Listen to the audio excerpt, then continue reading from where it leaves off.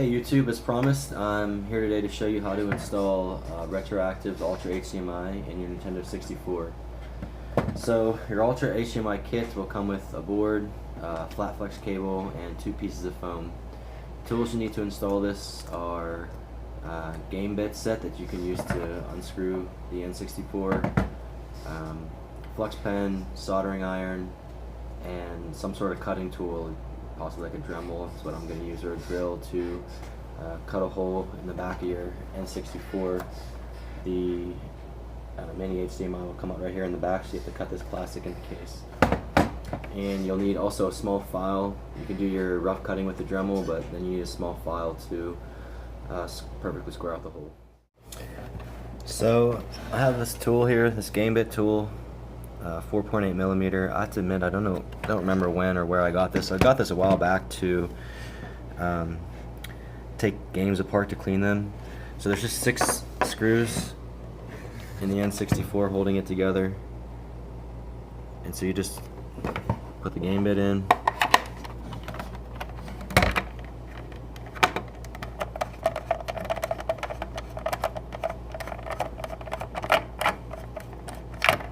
turn it over, dump it out, fail on camera, unscrew it a little more, turn it over, and they'll come out.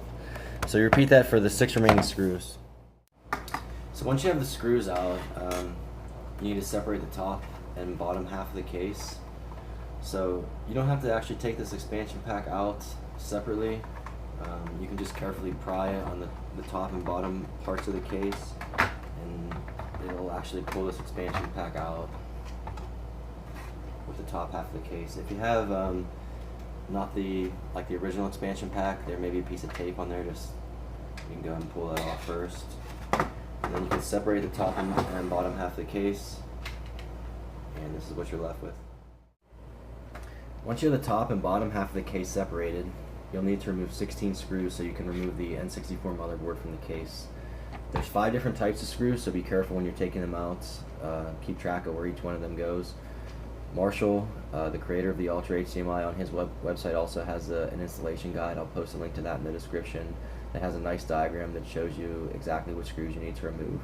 So I'll get these out and I'll come back to you. Once we have the screws out, then we can start filing out a hole in the case for the Ultra HDMI board.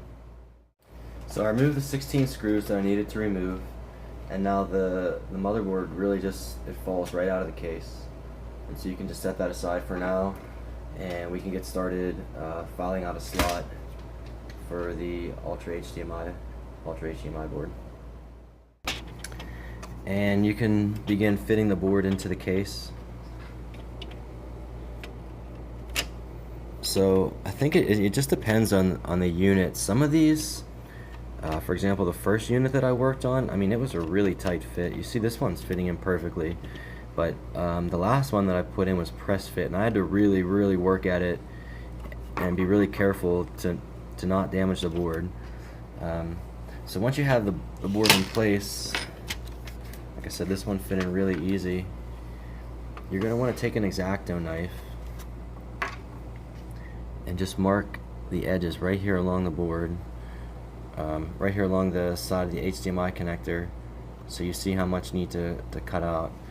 And then I roughly just eyeball it from the top and cut a line down across the middle, just roughly, and then I'll start to slowly file it out, and I'll just keep fitting the board back down in place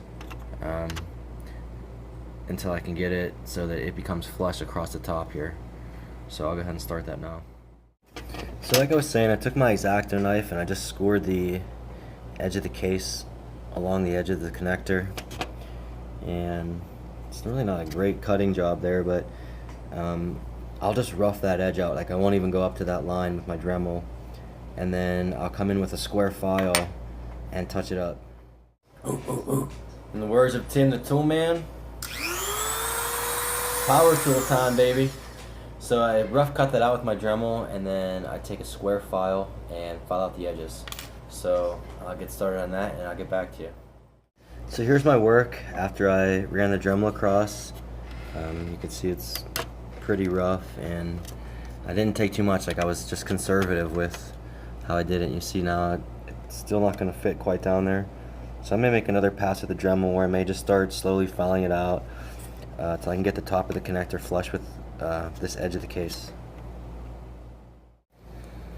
So as you can see, I have the edge squared up pretty good. It's an iterative process. I just file down a little bit, check it again, file down a little bit, check it again, and the board fits down there.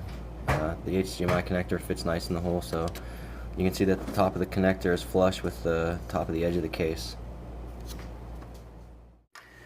So once you have the case taken care of, this bottom RF shield will drop off from the NES motherboard, and then you want to remove the heat shield from the motherboard.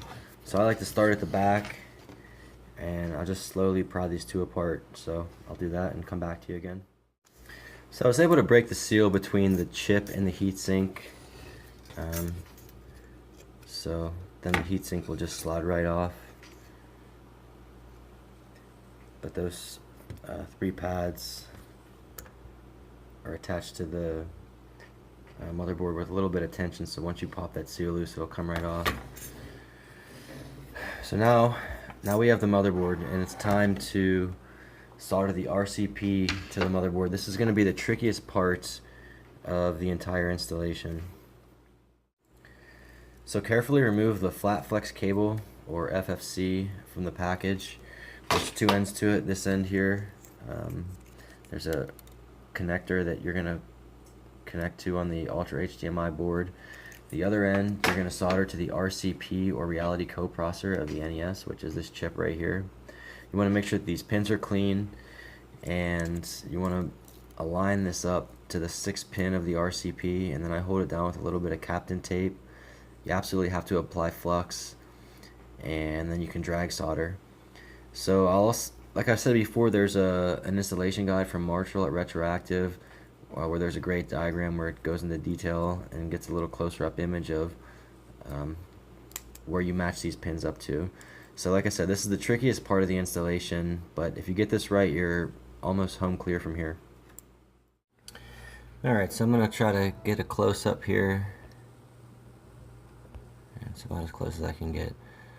So I got this Kapton tape down, and you can see I got the first pin is on first pin of the flat flex cable is on the 6th pin of the RCP. Then you skip a pin, and you have 4 in a row. Then you skip a space, then another 4, skip 3, skip 3, skip 3. And so now I'll apply flux right to the pins here, and then I'll just take the soldering iron and pull straight back, add a little bit of solder, and then just pull back over those pins and hopefully not create any shorts. So I'll do that, and then we'll come back and see how I did. Alright, so that's done. Everything looks pretty good. As you can see, I was able to solder each lead of the RCP to the FFC. I took my flux pen and just drug it across the pins, and then I took my soldering iron and just pulled back, pull back, pull back. I only had maybe 1 or 2 shorts, and then I just took my iron and pulled back over the pins again, and it fixed it. Note that I had this flipped around in the previous shot, so before I soldered it down I had to flip it back around. Next thing that we have to do is power connections to these 2 capacitors, so let's take a look at that next. So I use a pair of tweezers to grab these flat flex cables and bend them over to hit the leads of each of these capacitors, and then just dab them down. I'll tin the tip of these or FFC leads first, and then just press them down into these capacitors. So I'll do that and get back to you. Alright, so you can see that I soldered the 2 leads on the flat flex cable to these 2 capacitors. Next is the I/O. Okay, so I've taken this flat flex cable and I folded it at a right angle 1, 2 times, and now I can take this cable that's extending down and solder it to pin 16 right here. Okay, so I'm back. I soldered the I/O connection down here to pin 16. Next thing I did was put the Ultra HDMI board in the bottom of the N64 case, and then I connected the flat flex cable to the Ultra HDMI board. So there's a little tab down there. I actually connected it before I put it in the bottom of the case. I found it to be easier that way. You can do it however you want though. And so you pull toward, and from this angle you're going to pull basically toward the left side of the screen to open those clips up and pull back. Insert the case, or insert the flat flex cable in, and then push the tab back closed toward the right. You have to be careful that you don't push up or down because it could have a tendency to snap. So from here you should clean the board off to clean any flux off. So I just use a little bit of rubbing alcohol and a toothbrush to clean that off. So I'll do that and get back to you. Alright, so once you have the board cleaned off, the next thing you're going to want to put the heatsink back on. So the heatsink just simply slides right back over top the board. And then now once you have the heatsink on, all you have to do is start putting the screws back in. So I'll put these screws in and get back to you. Just a quick note, make sure you put this multi-out cap back on before you get started putting the screws in. It has to go on before you put the screws in. Okay, so I have all the screws back in, and as you can see I've plugged in the jumper pack, controller, game, and the power brick, and I want to test the operation before I put the top of the case back on. So first thing, turn on the power. You saw the LED light up, verify that the power turns on. Next, look on the Ultra HDMI board and you should see the LED throbbing on and off. That's normal operation for when the HDMI connector isn't plugged in. So I'll go ahead and plug that connector in now, and you should see that when it's plugged in, the LED goes out. That's normal operation. And then now we can take a look at the self-check that the system does to make sure that all the soldering was done correctly. Okay, so go to your TV, set it on the appropriate input. HDMI 3 is where it's plugged in on mine, and you can see that it works. So my EverDrive is plugged in. To do the self-test, you need to have a game running. So I'm going to start up Mario Kart, and then now I can do the self-test. So once you have a game, you need a game that's producing audio and video for the self-test to be accurate. So you press a special key combination to bring up the self-test, and go to About and Self-Test, and you can see that there are no wiring issues found. Okay, so I got the top half of the case back on. I screwed in the 4.8mm game bit screws in the bottom, and that's all there is to it. Okay, so that concludes the video. I hope that helped you guys out. Hope it was informative, if not entertaining. So you see, it's not that hard of an install. You could probably get it done in maybe 15 minutes if you really knew what you were doing, up to an hour, 2 hours if it was the first time you had done it. I'm also going to be doing a video on how to upgrade the Ultra HDMI. The board that I just installed has a firmware 1.05, and as of this video today, the latest firmware is 1.06, so keep an eye out for that. Until then, take care guys, see you next time.